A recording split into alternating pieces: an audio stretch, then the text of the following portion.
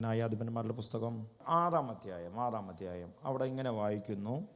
യഹോവ അവരെ 7 സംവത്സരം മിദ്യാന്റെ കയ്യിൽ ഏൽപ്പിച്ചു. ആരെ? ഇസ്രായേൽ ജനത്തെ മിദ്യാന്റെ കയ്യിൽ ഏൽപ്പിച്ചു. എന്തുകൊണ്ടാണ് ഏൽപ്പിക്കാൻ കാരണം? മിദ്യാൻ ഇസ്രായേലിൻ്റെ മേൽ ആധിക്യം പ്രാപിച്ചു. ഇസ്രായേൽ മക്കൾ മിദ്യാനൊരു നിമിത്തം പർവ്വതങ്ങളിലെ ഗുഹകളിലും ദുർഗങ്ങളിലും ശരണമാക്കി. എന്താ കാരണം? അതിൻ്റെ ഏറ്റവും ആദ്യം പറയുന്നു, ഇസ്രായേൽ മക്കൾ പിന്നെയും യഹോവയ്ക്ക് അനിഷ്ടമായുള്ളത് ചെയ്തു. യഹോവയ്ക്ക് അനിഷ്ടമായുള്ളത് ചെയ്തു. ഇന്ന് പകലിൽ ഫസ്റ്റ് ദൂത് നിങ്ങളിലേക്ക് കൈമാറുന്നു.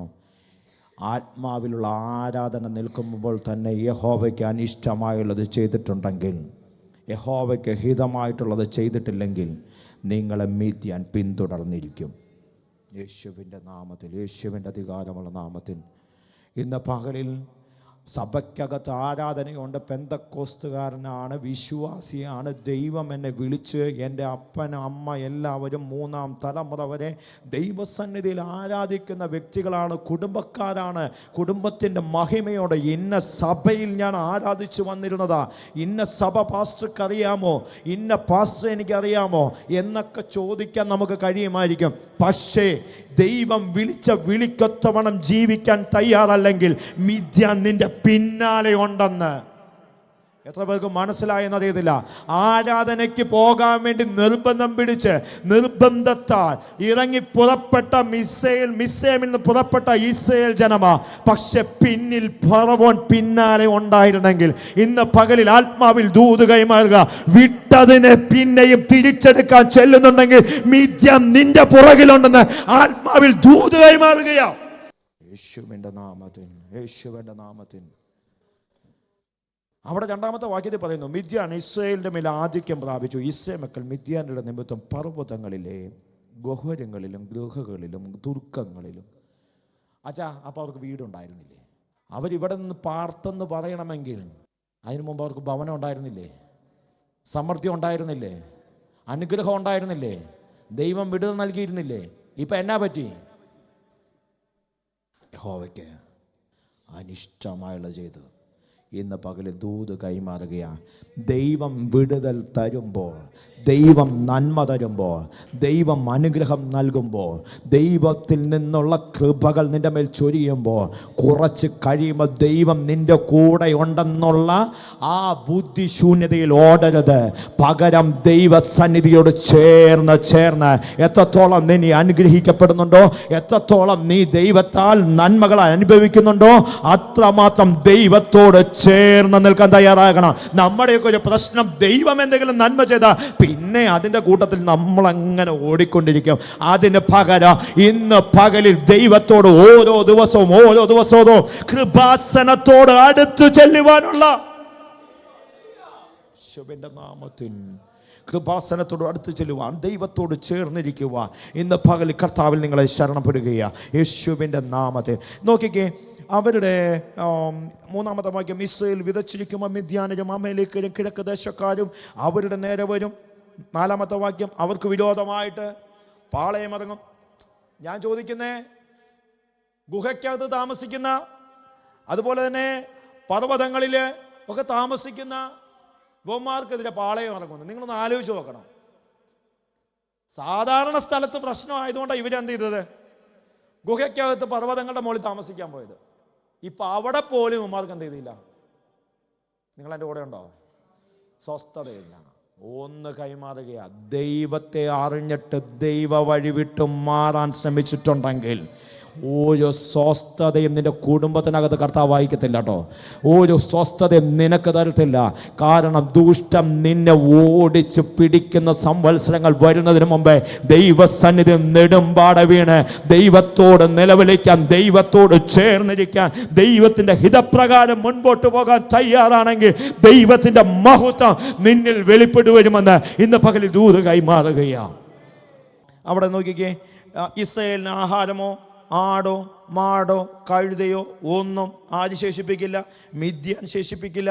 അവർ വെട്ടിക്കിളി പോലെ വന്ന് വാരി വരും. 5-ാമത്തെ വാക്യത്തിലാണ് ഞാൻ വായിക്കുന്നത്. അതിൻ്റെ 6-ാമത്തെ വാക്യം, അവർ ദേശത്ത് കടന്ന് നാശം ചെയ്യും. ഇസ്രായേൽ മക്കൾ ഇതുമൂലം യഹോവയോട് നിലവിളിച്ചു. ഇത്രയും അനുഗ്രഹം പ്രാപിച്ച, ഇത്രയും നന്മ അനുഭവിച്ച ഇസ്രായേൽ ജനമാ യഹോവയ്ക്ക് അനിഷ്ടം ചെയ്തത്. ചെയ്തു കഴിഞ്ഞപ്പം വെട്ടിക്കിളി പോലെ മിദ്യാനിൽ വന്നങ്ങ് ശരിയാക്കി. വെട്ടിക്കിളി വന്ന പച്ചപ്പുള്ള സകലതും തിന്നുകളയും. അടുത്തത് ഇനി അതും പോരാഞ്ഞിട്ട് ശേഷിച്ചത് അവരും അവരുടെ ഒട്ടകങ്ങളും അസംഖ്യമായിരുന്നു. ഇനി ബാക്കി വല്ലതും ശേഷിപ്പുണ്ടെങ്കിൽ ഒട്ടകങ്ങളും അവരും കൂടെ എന്ത് ചെയ്യും? തീർത്ത് തരും. ഒന്നും കൂടെ എടുത്തു പറഞ്ഞാൽ എന്താ പറയുക, തീയിൽ നിന്ന് വറുചട്ടിയിലേക്ക് എന്ന് പറയുന്ന പോലത്തെ ഒരനുഭവം. മുൻപോട്ട് പോകാൻ ഒരു വഴിയും ഇല്ലാത്ത അവസ്ഥ. അങ്ങനെ യഹോവയോട് നിലവിളിച്ചുകൊണ്ടിരിക്കുമ്പം 8-ാമത്തെ വാക്യം, യഹോവ അവിടെ ഒരു പ്രവാചകനെ അയക്കുക. ദൈവത്തിൻ്റെ വലിയൊരു കരുണ നോക്കിക്കേ. ഇതെന്താ കാരണമെന്ന് ഇവരെ ബോധ്യപ്പെടുത്താൻ ഒരു പ്രവാചകനെ അവരുടെ അടുക്കൽ അയച്ചെന്ന്. ദൈവത്തിന് അങ്ങനെ ചെയ്യേണ്ട വല്ല ആവശ്യമുണ്ടോ? അവിടെ നിലവിളിക്കുന്നെങ്കിൽ നിലവിളിക്കട്ടെ എന്നങ്ങ് വിചാരിച്ച പോലെ. നമ്മളാണെങ്കിൽ, ഞാനൊരു കാര്യം പറയാം, ഞാൻ എൻ്റെ സ്വഭാവം കൂടെ പറയാം. എൻ്റെ കുഞ്ഞിനെ 1, 2, 3, 4 പ്രാവശ്യമൊക്കെ ഞാൻ പറയും, മോനെ കയറരുത് കയറരുത് കയറരുതെന്നൊക്കെ പറഞ്ഞൊരു 3 പ്രാവശ്യമൊക്കെ പറഞ്ഞിട്ടും കേട്ടില്ലെങ്കിൽ പിന്നെ അടുത്ത പദം ഇതേ ഉള്ളൂ, എന്നാൽ നീ അങ്ങ് കയറിയിട്ടങ്ങ് വീഴ്. അപ്പോൾ പിന്നെ സമാധാനമായിട്ട് നിങ്ങളാരും പറയാത്ത പോലെ. ദൈവത്തിന് അങ്ങനെ ഇരിക്കാമായിരുന്നില്ലേ? കരുണാസമ്പന്നനായ ദൈവം വില കൊടുത്തു വാങ്ങിയതിനെ സ്നേഹിക്കുന്നത് കൊണ്ട് തൻ്റെ ചങ്കിലെ ചോര മുഴുവൻ കൊടുത്ത് ജനത്തെ വീണ്ടെടുപ്പ് വില കൊടുത്ത് അവൻ തിരഞ്ഞെടുത്തത് കൊണ്ട് പാപത്തിൻ്റെ നാശകരമായ കുഴിയിലും കുഴഞ്ഞ ചേറ്റിലും കിടന്ന എന്നെ അവൻ അവിടം കൊണ്ട് അവസാനിച്ചോട്ടെ എന്ന് കരുതാത്തത് കൊണ്ട് എൻ്റെ പാപബോധത്തെ എൻ്റെ പാപത്തെ ഓർമ്മപ്പെടുത്താനും മനം തിരിഞ്ഞു മടങ്ങി വരുവാനും വേണ്ടി ചില ദിവസങ്ങളിൽ ചില അപ്പോസ്തലന്മാരെ, ഉപദേഷ്ടക്കന്മാരെ ചില ദൈവം അയക്കുമ്പോൾ അതൊന്ന് ഏറ്റെടുത്ത് പ്രാർത്ഥിക്കാൻ, മനം തിരിഞ്ഞു വരാൻ ഈ ഉപവാസ പ്രാർത്ഥനയിൽ എത്ര പേർ ആഗ്രഹിക്കുന്നുണ്ട് ഇന്ന് പകലിൽ? എന്നും ഇങ്ങനെ അങ്ങ് പോകാമെന്ന് വിചാരിക്കരുത് അച്ഛാ. എന്നും ഇങ്ങനെ അങ്ങ് പോകാമെന്ന് വിചാരിക്കരുത്. എന്നും ഇതുപോലെ പോകാൻ കഴിയില്ല കേട്ടോ. മിദ്യാൻ പിടിമുറുക്കുന്നതിന് മുമ്പേ ആരോടൊക്കെയോ ദൈവാത്മാവിൽ ദൂത് കൈമാറുകയാ. മിദ്യാൻ നിന്റെ കഴുത്തിന് പിടിക്കുന്നതിന് മുമ്പേ ദൈവസന്നിധിയിലോട്ട് മടങ്ങി വരുവാൻ ദൈവാത്മാവിൽ ആഹ്വാനം ചെയ്യുകയാ. ഒരു പക്ഷെ പറയാൻ പറ്റും, പാസ്റ്ററെ പർവ്വതത്തിൻ്റെ മുകളിലാണെങ്കിലും ജീവിക്കാൻ പറ്റുമായിരുന്നല്ലോ എന്ന്. എങ്ങോട്ട് ജീവിക്കാനാ? പർവ്വതത്തിൽ കയറിയിട്ട് സ്വസ്ഥതയില്ലെങ്കിൽ പിന്നെ എങ്ങനെ ജീവിക്കുന്നു അറിയാനാ? അപ്പോഴാണ് പ്രവാചകൻ അയക്കുന്നത്. പ്രവചിച്ചു, കാര്യങ്ങളൊക്കെ മനസ്സിലാക്കി. അവിടുന്ന് 12-ാമത്തെ വാക്യത്തിൽ വായിക്കും, 11-ാമത്തെ വാക്യത്തിൽ വായിക്കുമ്പോൾ ദൈവം അവിടെ ഒരു വലിയൊരു മിറക്കിൾ ചെയ്യാൻ പോവുകയാണ്. എൻ്റെ ദൂതിലേക്ക് ഞാൻ കയറുകയാണ്. വലിയൊരു മിറക്കിൾസ് കർത്താവ് അവിടെ ചെയ്യാൻ പോവുക, ഇന്ന് വരെ കാണാത്ത നിലവാരത്തിൽ. അനന്തരം യഹോവയുടെ ദൂതൻ വന്ന് ഓഫ്രയിൽ അബിയേസ്യനായ യോവാശിന്റെ കരുവേലകത്തിന് കീഴെയിരുന്നു. അവന്റെ മകനായ ഗിദയോൻ വായിച്ചേ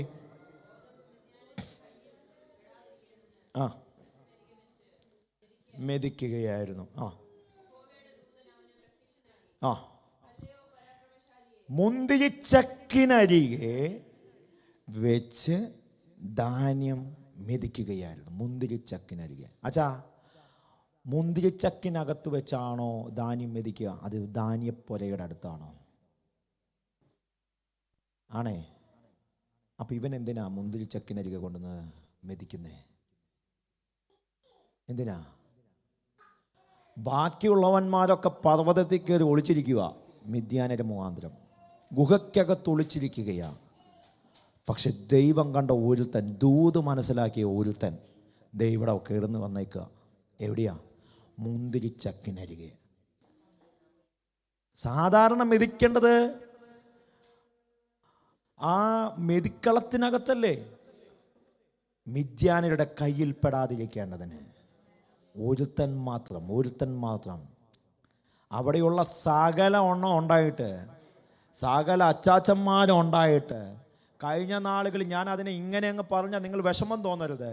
കഴിഞ്ഞ നാളുകളിൽ ആത്മാവിൽ ആരാധിച്ച പലതും, പല കൃപാവരങ്ങൾ അനുഭവിച്ച പലതും ഉണ്ടായിട്ടും ഒരുത്തനെ മാത്രം കർത്താവിൻ്റെ വിശ്വാസം അവൻ മുതലാക്കി പിടിച്ചുകൊണ്ട് മിദ്യാനിർക്കെതിരെ പൊരുടാനായിട്ട് ആ മുന്തിരി ചക്കിനകത്തേക്ക് ഇറങ്ങി വന്നെങ്കിൽ പരിശുദ്ധാത്മാവിൽ ദൂത് കൈമാറുകയാ.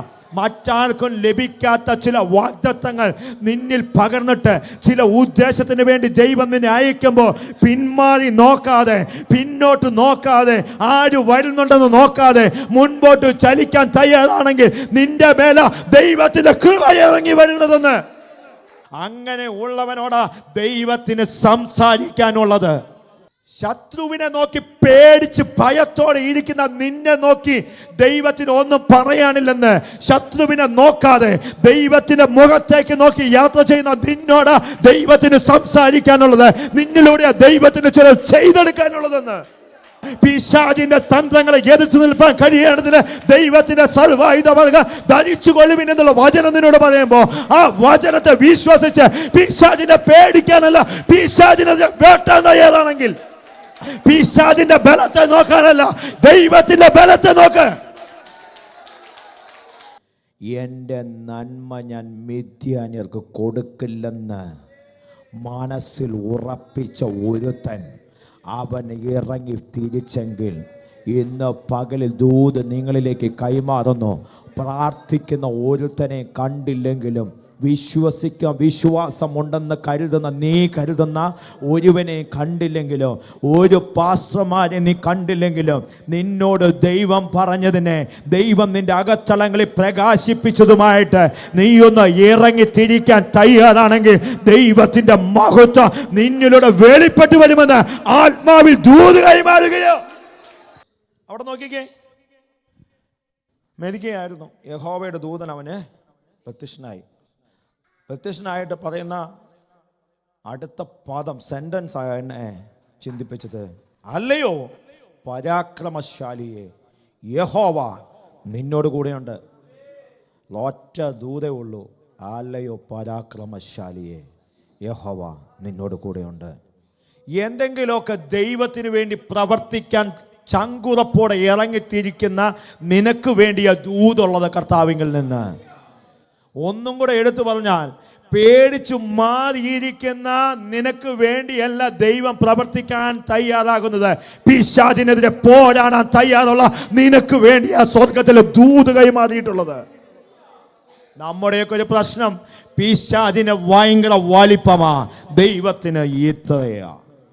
ഇപ്പോൾ നമ്മൾ പറയും, ഓ പാസ്റ്റർ എനിക്ക് ദൈവത്തിൽ അടിയുറച്ച വിശ്വാസമാണ്, ഒരു ഭൂതം ഇളകണം നമ്മുടെയൊക്കെ ആരാധനയും വെളിപ്പാടൊക്കെ കാണണമെങ്കിൽ. പിശാചിൻ്റെ വലിപ്പത്തെ നോക്കാനല്ല കർത്താവ് നിന്നെ വിളിച്ചത്, ദൈവത്തിൻ്റെ വലിപ്പത്തെ നീ നോക്ക്. ദൈവത്തിൻ്റെ വലിപ്പത്തെ നീ നോക്കാൻ തയ്യാറാണെങ്കിൽ ദൈവം നിന്നിലൂടെ വലിപ്പത്തിനൊത്ത ദൈവത്തിൻ്റെ പ്രവർത്തിക്കത്തന്ന പ്രവൃത്തി നിന്നിലൂടെ കർത്താവ് അയച്ചിരിക്കും, ഉറപ്പായും. ദൂത് കൈമാറുകയാ, അല്ലയോ പരാക്രമശാലിയെ. അടുത്തത്, യഹോവ നിന്നോട് കൂടെയുണ്ട്. ഗിദെയോനാണ് ഓ യെസ് ആമേൻ ഗ്ലോറി എന്നല്ല പറഞ്ഞത്. അയ്യോ യജമാനന്, നമ്മളൊക്കെ ദൂത് കേട്ട ഉടനെ പിന്നെ ഫയറാ. പുള്ളി ഉടനെ പറഞ്ഞു, എൻ്റെ പൊന്നെ യജമാനനെ, യഹോവ നമ്മോട് കൂടെ ഉണ്ടെങ്കിൽ ഇതൊക്കെ ആക്കി തന്നെ. ആരോടൊക്കെയോ പരിശുദ്ധാത്മാവിൽ ദൂത് കൈമാറുന്നു. എനിക്ക് ഇങ്ങനെ വന്നത് എന്താ, എനിക്ക് മാത്രം എന്താ ഇങ്ങനെ, എനിക്ക് മാത്രം എന്താ ഇത്രയും പ്രശ്നം, മറ്റാർക്കും ഇങ്ങനൊരു പ്രശ്നമില്ലല്ലോ എന്ന് നീ ചോദിക്കുന്നുണ്ടെങ്കിൽ ഇന്ന് പകലിൽ നിന്നോട് കൈമാറാനുള്ള ദൂത് യഹോവ നിന്നോട് കൂടെയുണ്ട്. നീ ഒന്ന് പരാക്രമശാലിയെ പോലെ പുറത്തിറങ്ങിയാൽ നിന്റെ വിടുതൽ അന്ന് നടന്നിരിക്കും. നിങ്ങളിലേക്കൊരു ചോദ്യം ഈ സമയം കയറി വരുന്നു. ഗിദെയോൻ മറ്റുള്ളവരെ പോലെ ആ ഗുഹയ്ക്കകത്തിരുന്നെങ്കിൽ ദൈവത്തിൻ്റെ ദൂത് അവൻ കേൾക്കുമായിരുന്നു? നെവർ. അവൻ പരാക്രമം കാണിക്കാൻ പരാക്രമശാലിയെ പോലെ പുറത്തിറങ്ങിയപ്പോൾ ദൈവം അവനോട് ദൂത് പറഞ്ഞിട്ടുണ്ടെങ്കിൽ നിങ്ങളിലേക്ക് ദൂത് കൈമാറുന്നു. ദൈവത്തിന് വേണ്ടി ശക്തിയോടെ മറ്റുള്ളവർ പ്രവർത്തിക്കുന്നത് പോലെ, ചിന്തിക്കുന്നത് പോലെ, നിരൂപിക്കുന്നത് പോലെ ഇരിക്കാതെ ദൈവത്തിന് വേണ്ടി എന്തെങ്കിലുമൊക്കെ ചെയ്യണമെന്നുള്ള ഉദ്ദേശത്തോടെ നീ വെളിയിൽ വരാൻ തയ്യാറാണെങ്കിൽ നിന്നോട് കൂടെ കർത്താവ് ഉണ്ടെന്ന്, മറ്റുള്ളവർക്കില്ലാത്ത പ്രശ്നം നിനക്ക് അനുഭവിക്കുന്നുണ്ടെങ്കിൽ നീ ആ പ്രശ്നത്തെ നോക്കാതെ അവിടെ നിന്ന് വെളിയിൽ വാ. ദൈവത്തിന് നിന്നോട് ദൂത് കൈമാറുന്നുണ്ട്. നീ പോകുന്നിടത്ത് എൻ്റെ സാന്നിധ്യം നിന്നോട് കൂടെ ഉണ്ടെന്ന്. നിനക്ക് മുമ്പായി ചെന്ന് ദുർഘടങ്ങളെ നിരപ്പാക്കുകയും താമ്ര വാതിലുകളെ തകർത്ത് ഇരുമ്പോടാമ്പലുകളെ മുറിച്ചു കളയുകയും ചെയ്യുമെന്ന് ദൈവത്തിന്റെ വചനം നിന്നോട് പറയുമ്പോൾ നീ അത് വിശ്വസിച്ച് ഏറ്റെടുത്ത് പുറത്തേക്ക് പോ. ദൈവത്തിന്റെ മഹത്വം നീ കാണുവാനിടയാകും. ഇതൊക്കെ പറഞ്ഞു കഴിഞ്ഞപ്പോഴത്തേനും 14-ാമത്തെ വാക്യം ചോദ്യം ഇതാ, അച്ഛാ ഇവൻ ഇവിടെ വന്ന് മുന്തിരിച്ചക്കിനരികിൽ വന്ന് മെതിക്കുമ്പം ഇങ്ങനെ ഒരു ദൗത്യം ഏറ്റെടുക്കണമെന്നുള്ള ആഗ്രഹത്തോടെയാണ് വന്നത്. നിങ്ങളിവിടെ ഉണ്ടോ? ആ വാക്യം തൊട്ട് മോനെ. അപ്പോൾ യഹോവ അതിന് 14. അപ്പോൾ യഹോവ അവനെ നോക്കി, നിന്റെ ഈ ബലത്തോടെ പോക, നീ ഇസ്രായേലിനെ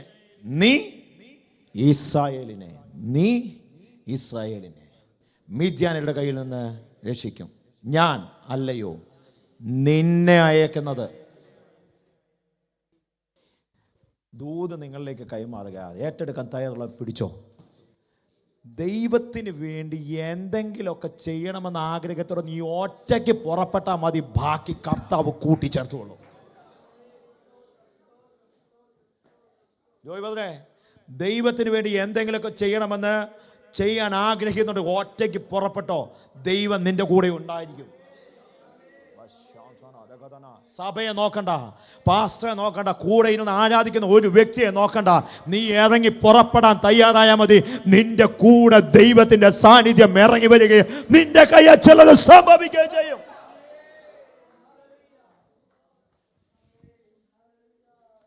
ഒരിക്കൽ പോലും ഗിദെയോന് ഇസ്രായേലിനെ മിദ്യാനയുടെ കയ്യിൽ നിന്ന് രക്ഷിക്കുമെന്നുള്ള ഒരു ദൗത്യമൊന്നും പുള്ളിയുടെ മനസ്സിൽ ഉണ്ടായി കാണത്തില്ല. ഉറപ്പായും പുള്ളിക്ക് ആകെ കൂടെ ചിന്തയുണ്ടായിരുന്നത് എൻ്റെ ധാന്യം ഞാൻ മിദ്യാനർക്ക് കൊടുക്കില്ല. പക്ഷേ അത് ചെയ്യാൻ ഇറങ്ങി തിരിച്ചവൻ്റെ റൂട്ട് മാറ്റിയിട്ട് ഇസ്രായേലിനെ മിദ്യാനയുടെ കയ്യിൽ നിന്ന് രക്ഷിക്കുന്ന ദൗത്യം അവൻ്റെ കയ്യിലേക്ക് കൊടുക്കുകയാണ്. ദൂത് കൈമാറുന്നു. നിങ്ങൾ മറ്റൊരു ലക്ഷ്യം വെച്ചായിരിക്കും ഈ രാജ്യത്തേക്ക് നിങ്ങൾ വന്നിട്ടുള്ളത്. ഈ രാജ്യത്തേക്ക് വന്നത് നിങ്ങൾ പൗണ്ട് ഉണ്ടാക്കാനായിരിക്കും, നല്ലൊരു ഫാമിലി ബെറ്റർ ലൈഫ് ഉണ്ടാക്കാനായിരിക്കും വന്നത്. പക്ഷെ നിങ്ങളിലൂടെ ദൈവത്തിന് ഉദ്ദേശം ഈ ജനത്തിൻ്റെ മുഴുവൻ രക്ഷയാണെങ്കിൽ ഇന്ന് പകലിൽ അത് ഏറ്റെടുക്കാൻ എത്ര പേർ ആഗ്രഹിക്കുന്നു? നിങ്ങളുടെ രക്ഷയ്ക്കായി ഈ രാജ്യത്തേക്ക് വന്നതെങ്കിൽ ദൈവത്തിന് ഉദ്ദേശം ഇവിടെയുള്ള ജനത്തിന്റെ രക്ഷയാണെങ്കിൽ അതിനെ ഒന്ന് ശിരസ്സ വഹിച്ച് ഏറ്റെടുത്ത് പ്രാർത്ഥിക്കാൻ, ഏറ്റെടുത്ത് മുൻപോട്ട് പോകാൻ ആഗ്രഹിക്കുന്ന ദൈവജനത്തോട് ആത്മാവിൽ ദൂത് കൈമാറിയ നിന്റെ കൂടെ ദൈവമുണ്ടെന്നോ, ദൈവത്തിന്റെ സാന്നിധ്യം നിനക്ക് മുമ്പായി പോകുന്നുണ്ടെന്നോ അവനോട് പറയുന്നു. നിന്നെ വലിയൊരു ദൗത്യം ഞാൻ ഏൽപ്പിക്കുക, മിദ്യാനരുടെ കയ്യിൽ നിന്ന് രക്ഷിക്കും, ഞാനല്ലയോ നിന്നെ അയക്കുന്നെന്ന് പറഞ്ഞു. ഉടനെ വീണ്ടും അയ്യോ കർത്താവേ, നമ്മുടെ പോലെ തന്നെയാണ്, എന്നെ കൊണ്ട് ഇതൊന്നും. പിന്നെ പുള്ളി അങ്ങ് നിലവിളിയ, മനുഷ്യ കുടുംബത്തിൽ എൻ്റെ കുലം ഏറ്റവും എളിയതും എൻ്റെ കുടുംബത്തിൽ വെച്ച് ഞാൻ ഏറ്റവും ചെറിയവനും അല്ലോ എന്ന് പറഞ്ഞു. അടുത്ത വായിച്ചേ, യഹോവനോട് ഞാൻ നിന്നോട് കൂടിയിരിക്കും, നീ മിദ്യാനരെ ഒറ്റ മനുഷ്യനെ പോലെ. ആ പദമൊക്കെ ഒന്ന് അണ്ടർലൈൻ ചെയ്തിട്ട് നിങ്ങൾ വീട്ടിൽ പോയി ധ്യാനിക്കണം. ഒറ്റ മനുഷ്യനെ പോലെ തോൽപ്പിക്കും. ആര് തോൽപ്പിക്കും? ഗിദെയോൻ. ചോദിക്കട്ടെ അച്ഛാ, ഒട്ടകങ്ങൾ അനവധി വന്ന് ദേശത്ത് നടക്കുക, ഒട്ടങ്ങളുടെ എണ്ണത്തിനൊത്തവണ്ണം ആളുകളുണ്ട്. മിദ്യാന് വന്നിട്ട് സകല നന്മയും അപഹരിച്ചു കൊണ്ടുപോയി. ഇനി പറ, ഒറ്റയ്ക്ക് ഇവൻ അവരെ ജയിക്കുമെന്നോ? ഒന്ന് ചെയ്താച്ചാൽ മതി. നീ ചെറിയവനാണെന്ന് നോക്കിയല്ല കർത്താവ് നിന്റെ മേൽ അഭിഷേകം പകർന്നത്. നിന്റെ വലിപ്പം നോക്കിയല്ല കർത്താവ് നിന്റെ മേൽ തീയുടെ അഭിഷേകം പകർന്നിട്ടുള്ളത്. നിന്റെ നന്മ പ്രവൃത്തികളോ അല്ലെങ്കിൽ ഭവനത്തിൻ്റെ വലിപ്പമോ നിന്റെ സൗന്ദര്യം നോക്കിയിട്ടോ അല്ലെങ്കിൽ വിദ്യാഭ്യാസം നോക്കിയിട്ടോ പണം നോക്കിയിട്ടൊന്നും അല്ല കർത്താവ് നിന്റെ മേൽ അഭിഷേകം പകർന്നത്. ചില ദൗത്യം നിന്റെ മേൽ പകരാൻ വേണ്ടിയാ ഈ തീയുടെ അഭിഷേകം നിന്റെ മേൽ പകർന്നതെങ്കിൽ ഇന്ന് പകൽ ചെറിയവനെന്നോ വലിയവനെന്നോ നോക്കിയിട്ടല്ല ദൈവത്തിൻ്റെ കൃപ നിന്റെ മേൽ പകർന്നത്. ഇന്ന് പകലിൽ നീ അതിനൊന്ന് വിധേയപ്പെടാൻ തയ്യാറാണെങ്കിൽ, നീ ആ അഭിഷേകത്തിനൊന്ന് കീഴ്പ്പെടാൻ തയ്യാറായാൽ മതി. ദൈവത്തിന്റെ മഹത്വം നിന്നിലൂടെ വെളിപ്പെട്ടു വന്നിരിക്കും.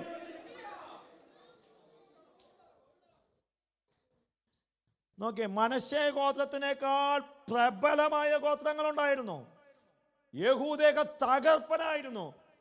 പക്ഷെ അവനെ കൊണ്ടൊന്നും ചെയ്യിപ്പിക്കാത്ത ചിലത് ചെറിയവനായ മനശ്ശയെ കൊണ്ട് ചെയ്യിപ്പിക്കാൻ കർത്താവിന് കഴിയുമെങ്കിൽ, സാധാരണക്കാരെ മുക്കുവന്മാരായ പത്രോസിനെ കൊണ്ട് യോഹന്നാനെ കൊണ്ട് ചിലത് ദൈവത്തിന് ചെയ്യിപ്പിക്കാൻ കഴിയുമെങ്കിൽ, ഈ ദൈവസഭയിലുള്ള ദൈവമക്കളോട് നോക്കി ദൂത് കൈമാറുന്നു.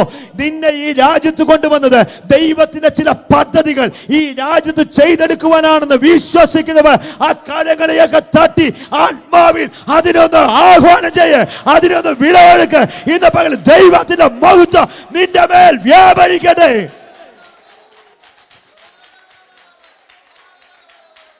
ഒരൊറ്റ മനുഷ്യനെ പോലെ തോൽപ്പിക്കാൻ തക്കവനുള്ള ഒരഭിഷേകം നിന്റെ മേൽ കർത്താവ് അയക്കുകയാണ്.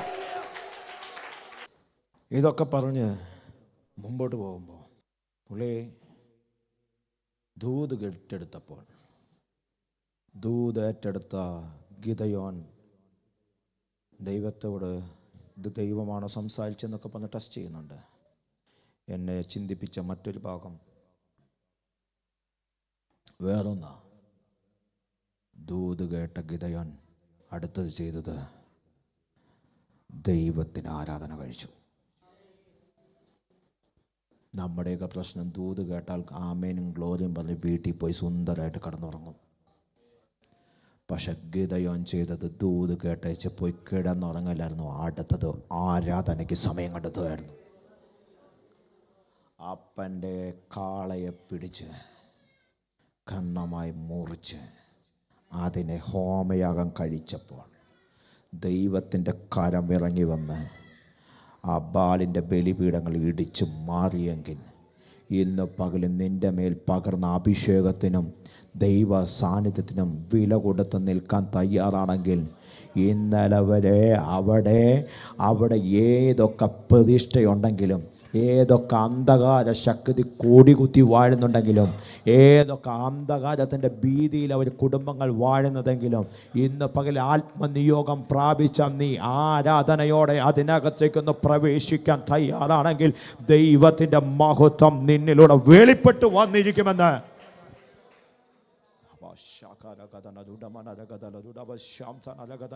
അവിടെ നോക്കിക്കേ, 25 മുതലുള്ള വാക്യങ്ങൾ, 33 അനന്തരം 25 മുതലുള്ള വാക്യങ്ങളാ അവിടെ വായിക്കുന്ന. തൻ്റെ രാത്രി സമയം ചെയ്യാതെ എഴുന്നേറ്റ് ബാലിൻ്റെ ബലിപീഠം ഇടിച്ച് നശിപ്പിച്ച് അവിടെ വിറക് വെട്ടി ഹോമയാഗം ദൈവത്തിന് അശേര പ്രതിഷ്ഠയൊക്കെ തകർത്ത് ദൈവത്തിന് ഒരു ഹോമയാഗം കഴിക്കുകയാണ്. അതിന് ഇങ്ങനെയും കൂടെ ഞാൻ ചേർത്ത് പറയുന്നു, ഈ അഭിഷേകം നിന്റെ മേൽ കടന്നു വന്നാൽ ഭയം മാറിയിട്ട് അകത്തളങ്ങളിൽ ധൈര്യം തരുന്നതാണ്. നിന്റെ ജോലി സ്ഥലത്ത് നീ എന്തിനെങ്കിലും ഭയക്കുന്നുണ്ടെങ്കിൽ നിന്റെ അകത്തേക്ക് ഈ ആത്മസാന്നിധ്യം കയറിയിട്ട് അവിടെ ധൈര്യം പകരുമെന്ന് ഇന്ന് പകൽ വിശ്വസിക്ക്. യേശുവിൻ്റെ അധികാരമുള്ള നാമത്തിൽ നീ എന്തിനെങ്കിലും ഭയക്കുന്നുണ്ടെങ്കിൽ, നീ എന്തിനെങ്കിലും ഇന്ന് രാത്രി ഭയക്കുന്നുണ്ടെങ്കിൽ, നിന്റെ രോഗത്തെ നോക്കി നീ ഭയക്കുന്നുണ്ടെങ്കിൽ, ഇന്ന് പകലിൽ അവിടെ ദൈവ സാന്നിധ്യം ഇറങ്ങി വന്നിട്ട് അവിടെ ഒരു ധൈര്യം, നിന്റെ ഹൃദയത്തിന് ധൈര്യം നൽകുന്ന ഒരു ആത്മശക്തി ഇന്ന് പകലിൽ പകരുകയോ. അന്ന് രാത്രിയിൽ അത് ചെയ്തത്. അടുത്ത അന്ന് രാത്രിയിൽ വീണ്ടും മിദ്യാന പാളയത്തിലേക്ക് അവൻ പോവുക. 7-ാം അധ്യായം 9 മുതലുള്ള വാക്യങ്ങളാണ്. മിദ്യാന പാളയത്തിലേക്ക് അന്ന് രാത്രി പോവുക. അല്പം പേടിയൊക്കെ ഉണ്ട്.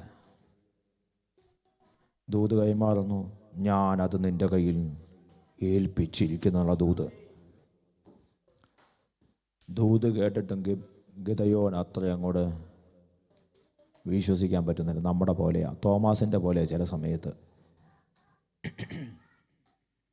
വിലാപ്പുറത്ത് കൈയിട്ട് തിരിച്ചെങ്കിലേ നമുക്കൊക്കെ വിശ്വാസം വരത്തുള്ളൂ. പക്ഷെ അബ്രഹാമിൻ്റെ വിശ്വാസം എന്ന് പറയുന്നുണ്ടല്ലോ, അത് വല്ലാത്തൊരു വിശ്വാസം. ഞാൻ ചില സമയത്തൊക്കെ ആലോചിക്കാറുണ്ട്, വാഗ്ദത്തം കേട്ടിട്ടും എൻ്റെ ഈ കാലഘട്ടം അവസാനിക്കാൻ പോകുന്നുവെന്ന് മനസ്സിലാക്കിയിട്ടും ദൈവത്തിൽ അടിയുറച്ച് വിശ്വസിച്ചൊരു ഭക്തൻ. നിങ്ങൾക്ക് ആ വിശ്വാസത്തിൻ്റെ ആഴം മനസ്സിലാകാൻ പറ്റുന്നുണ്ടോയെന്ന് എനിക്കറിയത്തില്ല. ദൈവിക ശബ്ദമുണ്ട്, നക്ഷത്രങ്ങളെപ്പോലെയാണെന്ന് തലമുറകൾ, കടൽക്കരയിലെ മണൽ പോലെയാണെന്ന്. പക്ഷെ വാർദ്ധക്യത്തിലേക്ക് കാലെടുത്ത് വെച്ച് മുമ്പോട്ട് യാത്ര തിരിക്കുന്ന ഭക്തൻ്റെ മുമ്പിൽ ശൂന്യത മാത്രം. ദൈവിക ദൂത് കേട്ടിട്ടും അതിനെ മറുതലിച്ച് മുമ്പോട്ട് പോകാൻ സാധ്യതകൾ മുമ്പിലുണ്ടായിരുന്നു.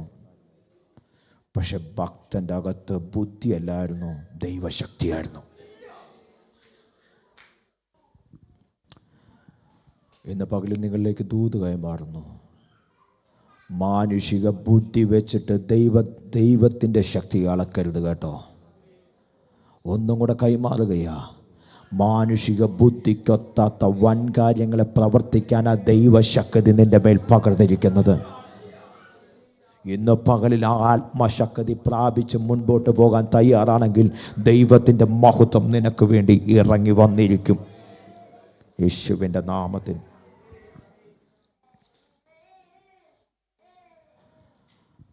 അവിടെ മുമ്പോട്ട് പോകുമ്പോൾ 19-ാം വാക്യത്തിൽ, മധ്യായാമത്തിൻ്റെ ആരംഭത്തിൽ അവർ കാവൽ മാറി നിർത്തിയ ഉടനെ ഗിദെയോനും കൂടെയുള്ള 100 പേരും പാളയത്തിൻ്റെ അറ്റത്തെത്തി. കാഹളമൂതി കയ്യിലുണ്ടായിരുന്ന, ഒന്ന് വായിക്കാമോ? 1, യുദ്ധത്തിന് പോകുമ്പോൾ കഴിഞ്ഞ ദിവസങ്ങളിൽ ഞാൻ ഈ ഭാഗം അല്പമായിട്ട് നമ്മുടെ ജിജോ മാത്യു ബദൻ്റെ വീട്ടിൽ ഫാസ്റ്റിംഗ് പ്രയറിനുള്ള ബന്ധത്തിൽ ഞാൻ അല്പം അവിടെ തൊടുവാനിടയായിട്ടുണ്ട്. അന്ന് ഇല്ലാത്തവർക്ക് കേൾക്കാൻ വേണ്ടി പറഞ്ഞു വിടാൻ ആഗ്രഹിക്കുക.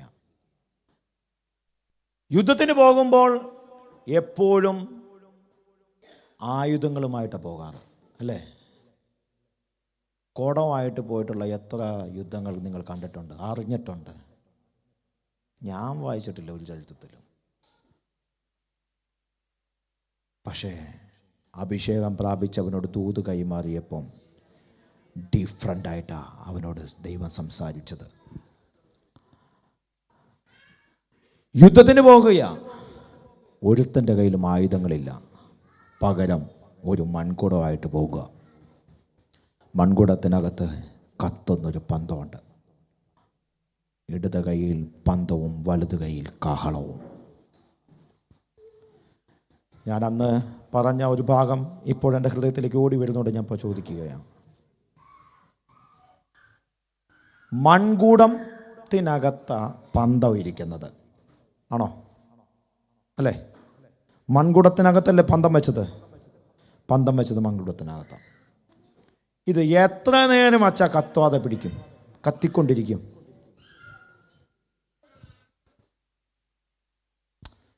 ഒരു കുടത്തിനകത്ത് പേപ്പർ കത്തിച്ചിട്ടാൽ എത്ര നേരം കത്തും?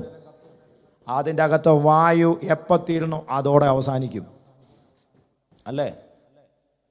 ഈ കുടവും പിടിച്ച് 300 എണ്ണം ഒരുമിച്ച് ഇങ്ങനെ ജാഥയായിട്ട് പോയിക്കൊണ്ടിരിക്കുക.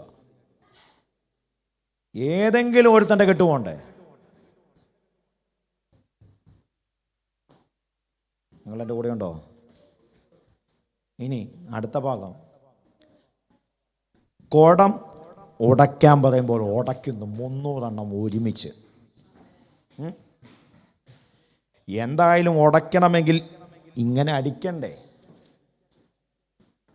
നിങ്ങളെൻ്റെ കൂടെ ഉണ്ടോ? ആശയം പറയാൻ ദൂതിലോട്ട് വരുന്നതിന് മുമ്പാണ്, നിങ്ങൾക്കത് മനസ്സിലാവാൻ വേണ്ടിയാണ്. ഈ കുടം ഉടയണമെങ്കിൽ എന്തായാലും ഒന്നെങ്കിൽ ഇവന്മാർ 2 കുടം കൂടെ കൂട്ടിമുട്ടിക്കണം, അല്ലെങ്കിൽ ഇത് നിലത്ത് അടിക്കണം. ഇത് രണ്ടിലേതെങ്കിലും ഒന്നും ചെയ്യാതെ ഇത് പൊട്ടില്ല. ഉറപ്പാണ്? നിങ്ങൾ എൻ്റെ കൂടെ ഉണ്ടായി? എഗ്രി? യെസ്. ഇത് അടിച്ചു ഉടച്ചു, പക്ഷെ പന്തം കെട്ടില്ല. ഇനി നമ്മളാ പോകുന്നെങ്കിൽ ഒന്ന് ആലോചിക്കാം. നമ്മളായിട്ട് നമ്മൾ ഇത്രയും പേര് ഒരുമിച്ച് ഈ ഹോളിൽ ഇരിക്കുമ്പോൾ തന്നെ നമ്മുടെ ഷോൾഡർ കൂട്ടിമുട്ടും. ഇനി വേണ്ട, ഇവിടെ നിന്ന് ഒറ്റയ്ക്കൊറ്റയ്ക്ക് ആരോടും പറയാതെ ഇറങ്ങിപ്പോയാൽ തന്നെ പോകുന്ന വഴിക്ക് കാല് തട്ടിയെങ്കിലും മറിഞ്ഞു വീഴാൻ സാധ്യതയുണ്ട്.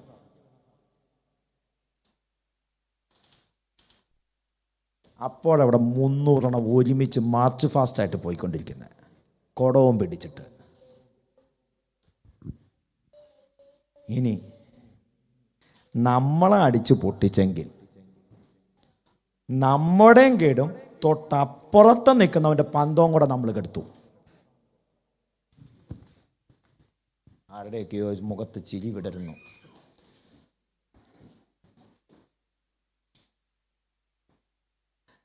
നമ്മുടെ എന്തായാലും കെട്ടു, എന്നാൽ പിന്നെ അവൻ്റെയും കൂടെ കെട്ടോട്ടെന്ന് വിചാരിച്ചു. അവൻ്റെയും കൂടെ കെട്ടോട്ടെ. ഇനിയിപ്പോൾ അങ്ങനെയൊന്നും വിചാരിച്ചില്ലെന്ന് വിചാരിക്കുക. നമ്മൾ പൊട്ടിച്ച ഉറപ്പായിട്ടും എങ്ങനെയെങ്കിലും ഒരു ചീള് തെറിച്ച് അവൻ്റെ തീക്കത്ത് വീഴും. നിങ്ങളിലേക്ക് ദൂത് കൈമാറുന്നു.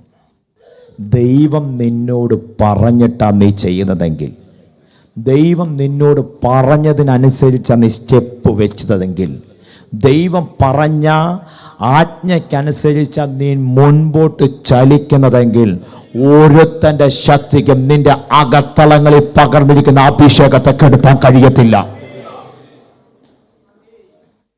ഒന്നും കൂടെ ദൂത് കൈമാറുന്നു. നീ എന്ന മൺകുടത്തെ, ഞാൻ എന്ന മൺകുടത്തെ ഒന്ന് ഉടച്ചിട്ട് എൻ്റെ മേൽ പകർന്നിരിക്കുന്ന അഭിഷേകത്തെ ഒന്ന് ആളി കത്തിക്കാൻ തയ്യാറാണെങ്കിൽ, തൊട്ടടുത്തിരിക്കുന്ന വ്യക്തി അതിനെ കെടുത്താൻ നോക്കിയാലോ, മറ്റുള്ളവന്റെ വാക്കുകൊണ്ട് അതിനെ കെടുത്താൻ അവൻ ശ്രമിച്ചാലോ, നീ അതിന് വിട്ടുകൊടുക്കരുത്. നിന്റെ മേൽ പകർന്നിരിക്കുന്ന അഭിഷേകം അത് ഉയരത്തിൽ നിന്ന് പ്രാപിച്ചതാ, അത് വില കൊടുത്ത് വാങ്ങിയതാണെങ്കിൽ ഇന്ന് പകല് നീ അതിനെ ആളി കത്തിക്ക്.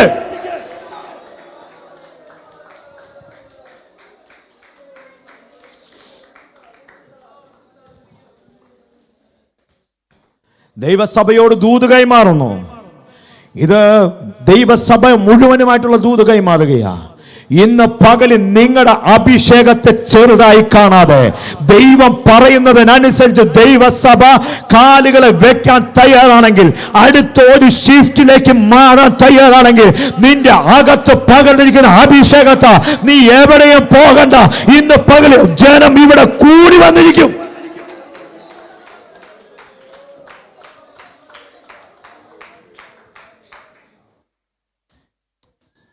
നോക്കിക്കേ, ഞാൻ എൻ്റെ ഒരു ചിന്തയും കൂടെ പറയാം. അന്ന് രാത്രിയില സംഭവിക്കുന്നത്, രാത്രിയില. അവിടെ പറയുന്ന ഒരു പദവും കൂടെ ഉണ്ട്,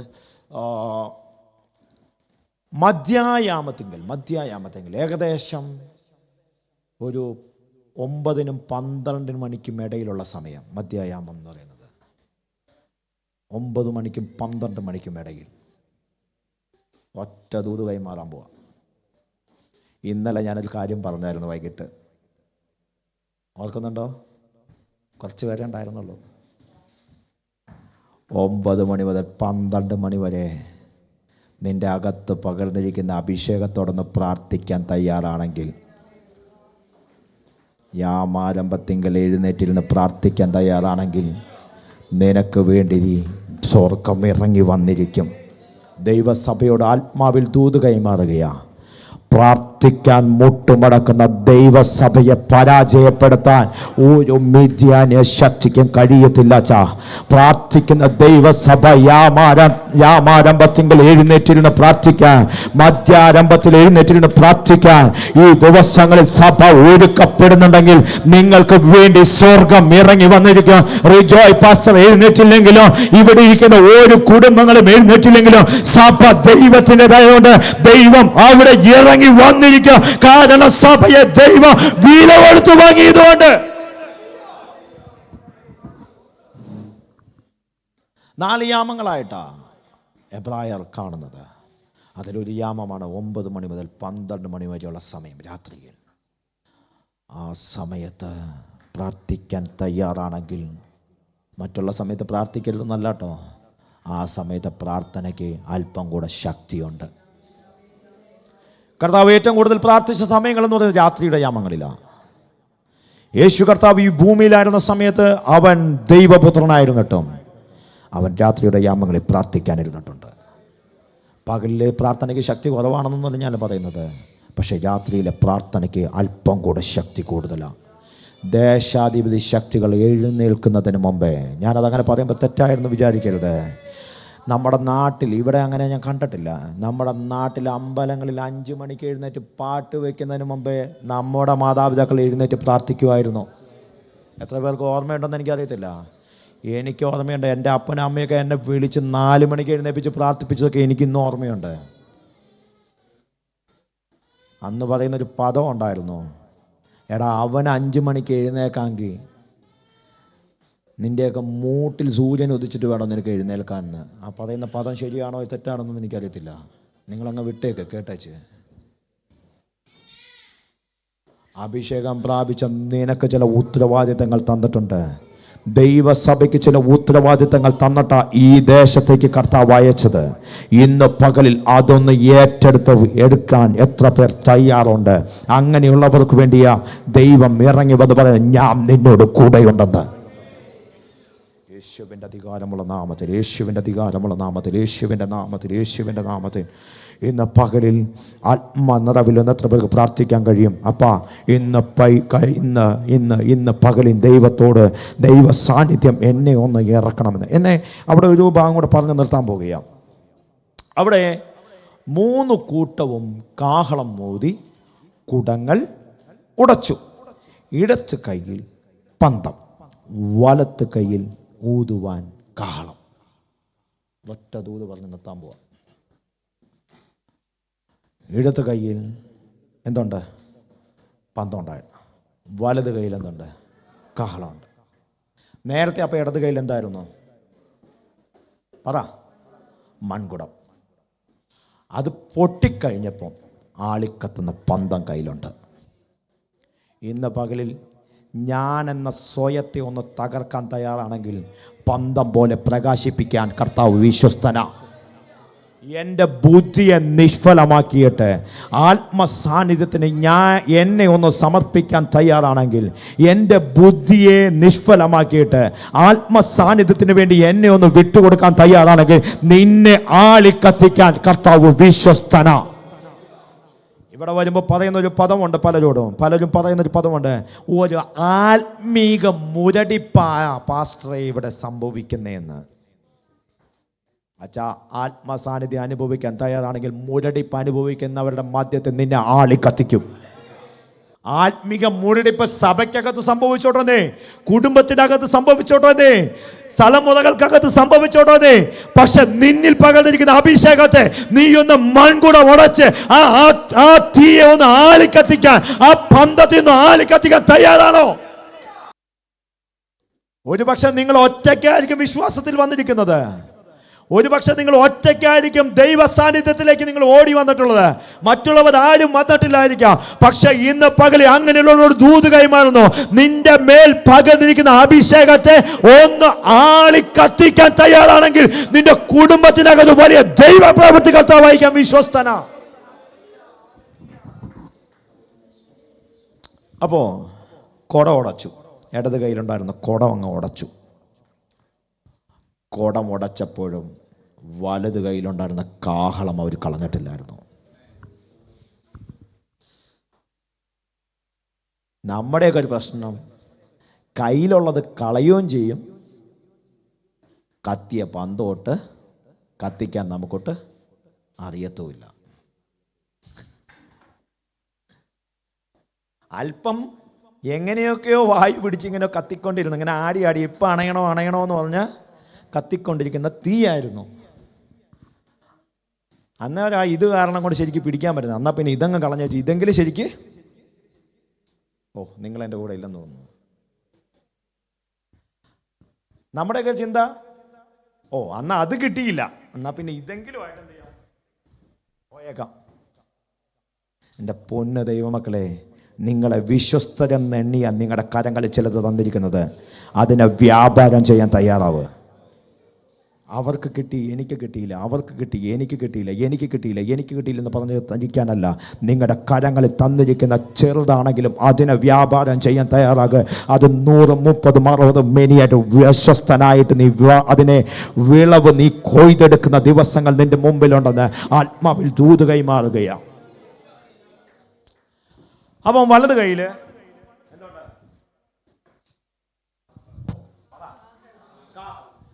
ഇടത് കയ്യിൽ എന്തുണ്ട്? പന്തം. എന്തുണ്ട്? കത്തുന്നുണ്ട്. കത്തുന്ന പന്തം ഇടത് കയ്യിൽ, വലത് കയ്യിൽ കാഹളം. ഞാനിങ്ങനെ ദൈവത്തോട് ചോദിച്ചു, അപ്പാ ഇവർക്ക് വേണമെങ്കിൽ സാധാരണ കുടം നമുക്ക് തല്ലിപ്പൊട്ടിക്കാൻ കഴിയുന്നത് ഇടത് കൈ, വലത് കൈയാ അല്ലേ? ഇടത് കൈ കൊണ്ടുണ്ടാവുമായിരിക്കും, ഓക്കെ ഫൈൻ. അവിടെ പറഞ്ഞിരിക്കുന്നതുകൊണ്ട് പറയുകയാണ്, വലത് കൈയാ അല്ലേ? ഇടത് കൈ കൊണ്ട് പൊട്ടിച്ച സാമേ, നിൻ്റെ കൈ കൊണ്ട് ഇടത് കൈ കൊണ്ട് ഒരു മൺകുടം തല്ലി പൊട്ടിക്കാൻ ശ്രമിച്ചാൽ ഒറ്റയടിക്ക് പൊട്ടുവോ അതോ പൊട്ടും? വലത് കൈ കൊണ്ട് പൊട്ടിക്കുന്ന അത്ര സ്പീഡിൽ പൊട്ടുവോ? അതാ എനിക്ക് കേൾക്കേണ്ടത്. ഓക്കെ, ദൂത് കൈമാറുന്നു. ഇടത് കൈ കൊണ്ട് പൊട്ടിക്കാവുന്ന ബന്ധനമൊക്കെ നമ്മുടെ കയ്യിലുള്ളൂ. നിന്റെ അഭിഷേകത്തെ തടുക്കുന്നത് നിസ്സാരമായിട്ടുള്ള മൺകുടം പോലെയുള്ളതേ ഉള്ളൂ. അതിനെ നിന്റെ ഇടത് കൈ കൊണ്ട് പൊട്ടിക്കാൻ പറ്റുന്ന അത്രയും ബലമുള്ളെന്ന് എത്ര പേർക്ക് ദൂത് കൈ മനസ്സിലായെന്ന് എനിക്കറിയത്തില്ല. നമ്മുടെയൊക്കെ പ്രശ്ന നീ പറഞ്ഞ പ്രശ്നത്തിൻ്റെ വലിപ്പം കൂട്ടുന്നു എന്നുള്ളതല്ലാതെ ആ പ്രശ്നം അങ്ങനെ തന്നെ ഇരിക്കുന്നേ ഉള്ളൂന്ന്. ഇന്ന് പകലിൽ നിന്റെ പ്രശ്നത്തെക്കാൾ വലിയതൊന്നും നിന്റെ അകത്ത് പകർന്നിട്ടുണ്ട്. ആ അഭിഷേകത്തെ ഒന്ന് നീ പുറത്തെടുക്കാൻ തയ്യാറാകുക.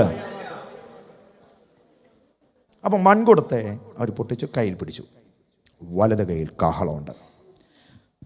ഈ കാഹളം ഊതാനുള്ളതാണ്, വെറുതെ കൈ പിടിക്കാനുള്ളതല്ല. കാഹളം ഊതണമെങ്കിൽ എന്ത് വേണം?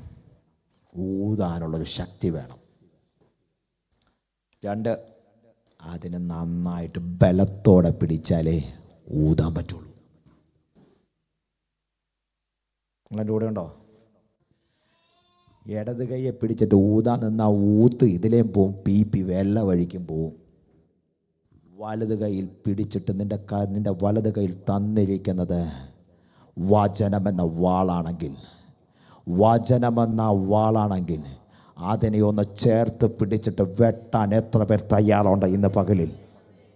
യേശുവിൻ്റെ നാമത്തിൽ നിന്റെ വലത് കയ്യിൽ തന്നിരിക്കുന്ന വാളിനെ ഒന്ന് എടുത്ത് ഉപയോഗിക്കാൻ തയ്യാറാണെങ്കിൽ എത്ര വലിയ ബന്ധനമായിക്കോട്ടെ, എത്ര വലിയ പോരിൻ്റെ ആയുധങ്ങളായിക്കോട്ടെ, ഇന്ന് പകലിൽ അതിനെ വെട്ടാൻ തക്ക വചനത്തിൻ്റെ ശക്തി നിന്റെ അകത്തളങ്ങളിൽ കർത്താവ് തന്നിട്ടുണ്ട്. ഈ പുറത്തെ കയ്യിൽ ആത്മസാന്നിധ്യം കത്തി ജ്വലിക്കുമ്പോൾ, ആത്മസാന്നിധ്യം ഇവിടെ കത്തിയെഴിയുമ്പോൾ, അപ്പുറത്ത് വചനവുമായിട്ട് മുൻപോട്ട് ധൈര്യസമേതം പോകുന്ന നിനക്ക് വേണ്ടിയാ യഹോവ നിന്നോട് കൂടെയുള്ളതെന്ന്.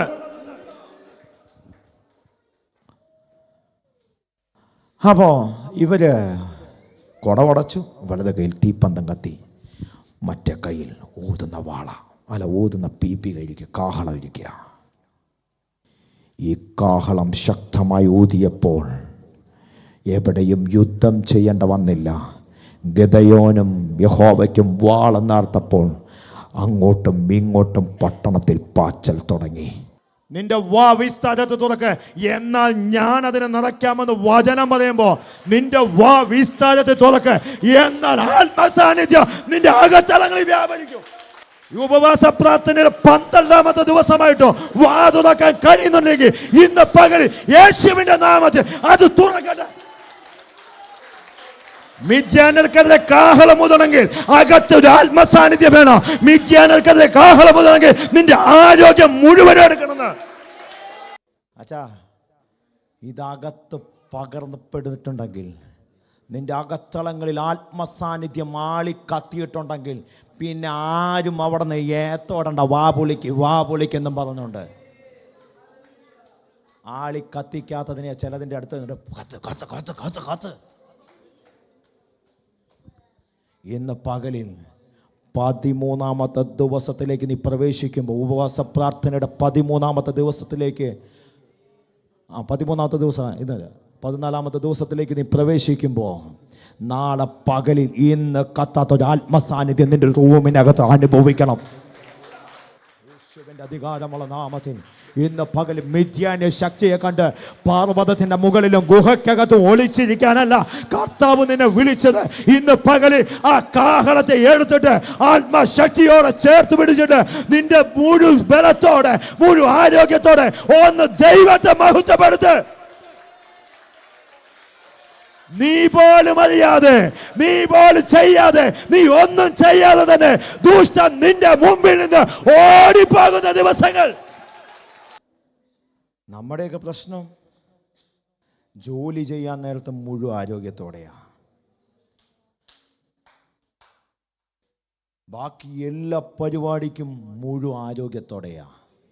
പക്ഷെ പ്രാർത്ഥിക്കാൻ പറഞ്ഞാൽ പിന്നെ ഇവിടെ വേദന, അവിടെ വേദന, അപ്പുറത്ത് ഉളുക്ക്, ചതവ്. എൻ്റെ പൊന്നെ, ഞാൻ ചില സമയത്തൊക്കെ വിചാരിക്കാറുണ്ട് ഇങ്ങനെയുള്ളതിനെ വല്ല എണ്ണത്തോണി ചർച്ചിനകത്ത് മേടിച്ചിട്ടിട്ട് അങ്ങ് ഉരുട്ടിയാൽ മതിയായിരുന്നല്ലോ എന്ന്.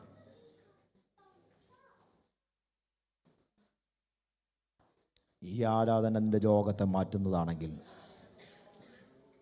നിന്റെ ക്ഷീണത്തെ മാറ്റുന്നതാണെങ്കിൽ ഈ അഭിഷേകത്തിൽ ഇതിക്ക് ഇറങ്ങ്.